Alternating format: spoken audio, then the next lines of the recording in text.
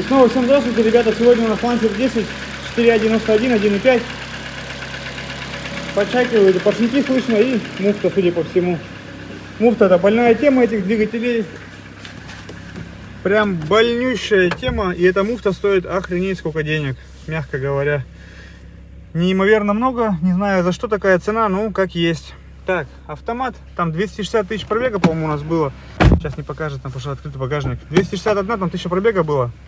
Жор масла очень большой, приличный, мягко говоря. Все как обычно, все как у всех. Давайте будем разбирать, давайте будем дефектовать, смотреть состояние всего навесного и так далее. И уже принимать решение, что надо менять, что не надо менять. Составлять список работ, запчастей, отправлять клиенту на согласование и приступать к ремонту. Работаем. Ребят, разбираем автомобиль. Так, к сожалению, в этот мотор уже лазили не очень прямыми руками. Защелки половина поломаны, фиксаторы то же самое. Здесь прокладки вообще не было, просто на герметик посадили. Ну, как-то так себе затея, конечно же. Тут все в герметике измазано. Здесь все в герметике измазано. Передняя крышка вся в герметике измазана. Кольцо, вместо кольца герметик. Тут вообще большой любитель герметика, походу, собирал этот автомобиль. Ну, цепь не вытянута, слава богу, плюс есть. Я очень боюсь сейчас за состояние распредвалов, коленвала и масляного насоса. Масляный насос здесь космических денег стоит. Это, конечно же, будет неприятно, если с ним что-то произошло. Но вот это вот все, не прямые руки, конечно, все делалось. В общем, сейчас достаем ГРМ, ГБЦ, смотрим на цилиндры. Самое важное, конечно, сейчас это блок. Меня очень интересует колено. Работаем дальше. ГБЦ снято, слава богу, со следовами более-менее все нормально. Так, кое-как головку оторвали. Что мы тут видим? 3 цилиндра более-менее, хон видно, 4-й задрот. Ну, это еще не самое главное. Самое главное, ребят, первый раз такое вижу. Бугель на герметик посадили. Кое-как его оторвали. Ну, это, конечно же, прям не просто любитель герметика, а фанат. Папа работает на заводе, где герметик делают, либо что, я не знаю. Все, что можно, герметиком измазано. Ох, давайте доставать, смотреть на коленвал, на вкладыши. Ребят, ну что, полностью разобрали мотор. В мойке маленечко его отмыли, помыли. Всю вот эту большую шушеру, перхоть убрали под цилиндром. Ну, они лысые. 4-й задрот, как я и говорил. Эти любители герметика, конечно, насос убили. Съела весь, куски я же начал выдирать. Тут он тоже, герметик я еще не отворачивал, ну вот он, пожалуйста. Ой. Здесь вместо кольца герметик просто был намазан, ну то есть собирали капитально. Благо, коленвал в размере, ребят, удивительно, но его не съела. Поэтому это, конечно же, плюс. Просто замена вкладышей у нас будет, подбор. И шатунные, и коренные. Вот у нас 4-й. Видно, да, состояние его.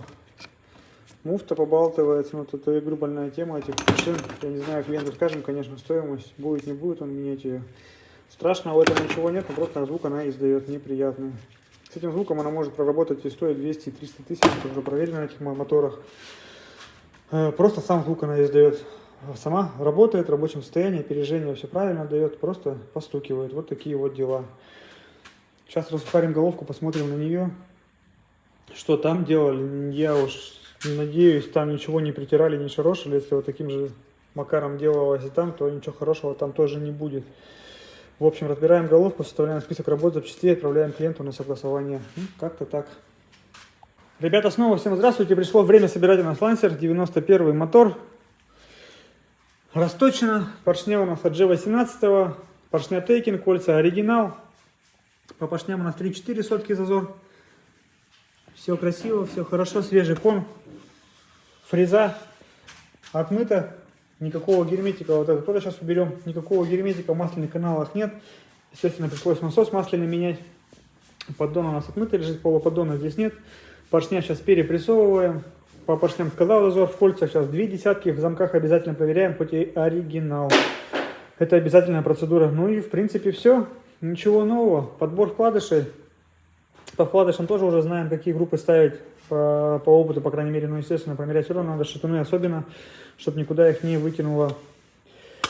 И Укладываем колено, запрессовываем поршневую, ставим. Поддон здесь ставить не надо, поддон здесь ставится после передней крышки, потому как в передней крышке маслоприемник сделан. Маленько неудобно, но как есть. И показываем уже собранный готовый блок. Работаем. Ребят, ну что, блок у нас собран. Все замечательно, по зазорам встало. Вращается одной рукой. Ничего нигде не зажимает, никакой грязи, пыли. Чистенький, красивый хон. Вот такие вот дела. Поддон мы не ставили, потому что, как я еще говорил, сначала ставится передняя крышка, а потом уже поддон. Сейчас снимем гуся, будем ставить задний коренной сальник. Кстати, вот старый сальник лежит. Я говорю, любитель герметика. Вот это вот зачем было измазано герметиком вот здесь, я не пойму. Вообще даже догадки нет, зачем его намазать было так. Ну, в общем, как намазали. Будем ставить в любом случае новый, естественно, оригинал. По кольцам тоже подравнивать ничего не пришлось.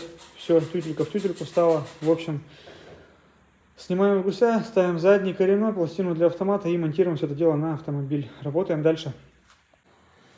Блок мы установили на автомобиль. Здесь маленечко продули, промыли. Было очень много грязи. Особенно с этой стороны такое ощущение, что здесь бежало масло, а сверху уже налипала грязь. Вот это вот прямо то отвертками пришлось отковыривать, щетками железными, потом только кисточкой добрались. Вот такой слой грязи был. В общем, все понятно. Блок установили, первый, четвертый вывели вверх. Поверхность полностью обезжирена у нас. Трубку прокинули. Ну и, в принципе, все. Проставили прокладку. Вот на этом месте здесь должна стоять прокладка. Просто так ставить нельзя.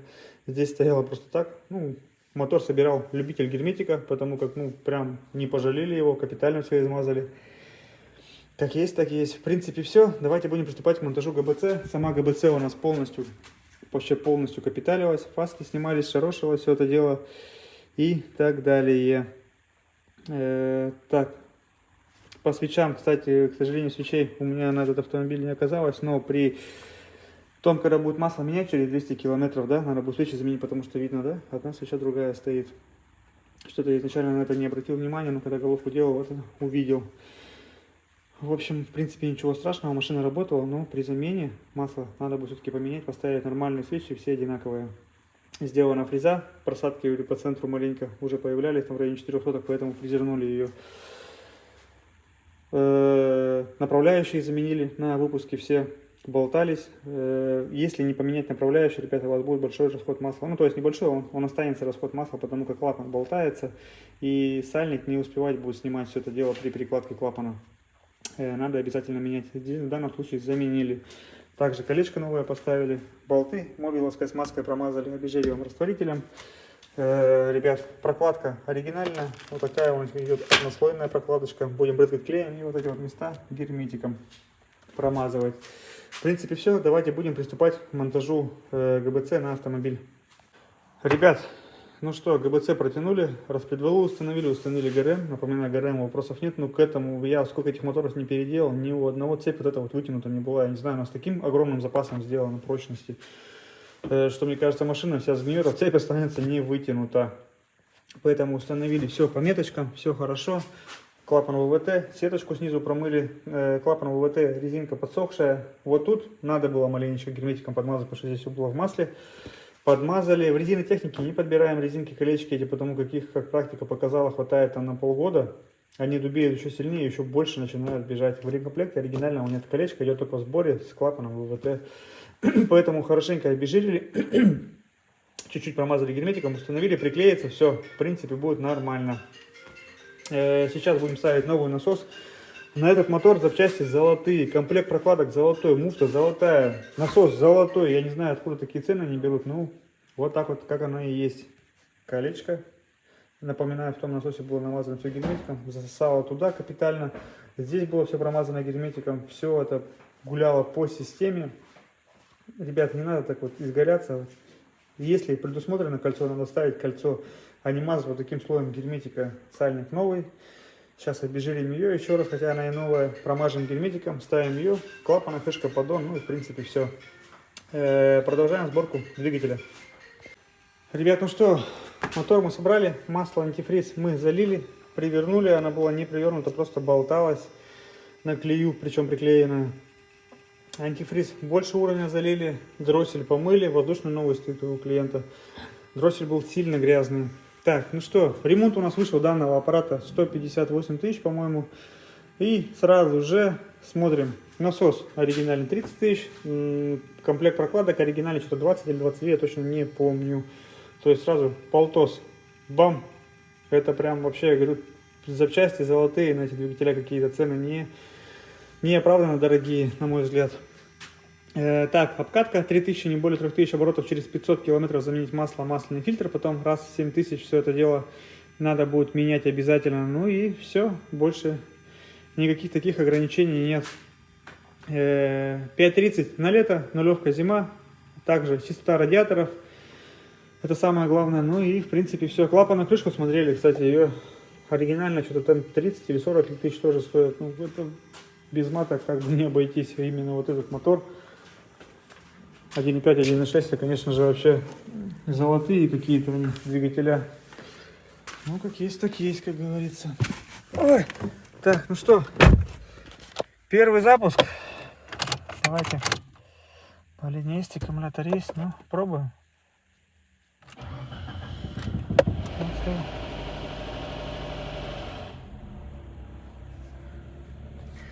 Так, давление-то пошло.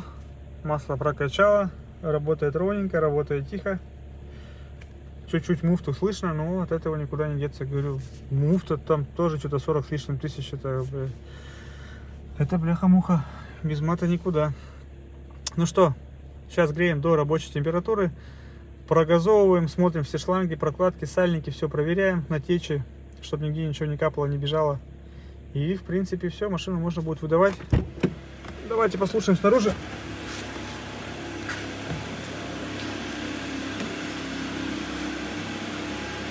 Так, сейчас дверку ага. Работает ровненько, работает тихо, самое главное. На этом, я думаю, можно заканчивать серию отборки нашего Mitsubishi. Все готово, слава богу, работает хорошо. До новых встреч, до свидания.